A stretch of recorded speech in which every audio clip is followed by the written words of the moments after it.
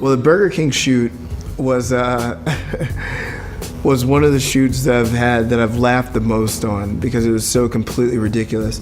I shot it with the good people over at Crispin Porter. We flew out to Boulder, Colorado and rented a ski lodge and shot it there. The people at Crispin Porter are like mad scientists.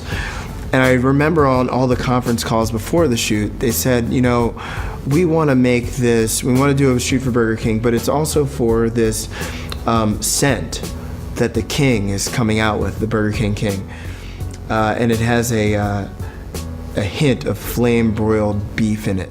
It was only at that moment when I saw the actual scent called Flame that I believed that this was something that was happening. I thought we were shooting a regular Burger King ad. Turns out we were shooting a Burger King ad and an ad for the scent that the King himself was coming out with. We were in a ski lodge, dark wood everywhere, soaking up light. And I'm thinking, how am I going to kind of fill this place up with light? So what I started out with was a huge kind of the 7-foot umbrella just to fill the space. I want this space to be mine now. So I'm lighting everything with this umbrella. Big old flat soft light. But then, the King himself is laying in it and I'm like, okay, well there's certain things that there's certain parts of the story we need to tell here. We obviously need to see his face. So I added the silver beauty dish to throw a little highlight on his face. This is the important part of the photo. We also had an actual fireplace in the background, like roaring fire, right?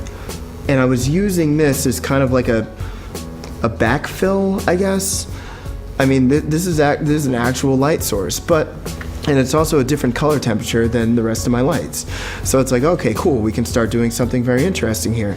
We got all the lights coming from the front, and we got this flame in the back that I want to see in the photo, but I wanted to cast this kind of orange glow onto the subject.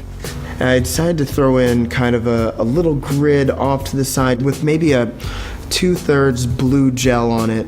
It's probably like a 10 or 20 degree grid, so it wouldn't really go anywhere, but I just want it to be this little blue thing that happened here to play off the yellow. I just blue and yellow, on skin, kind of, it looks cool to me. And I do the same thing down by where his legs are.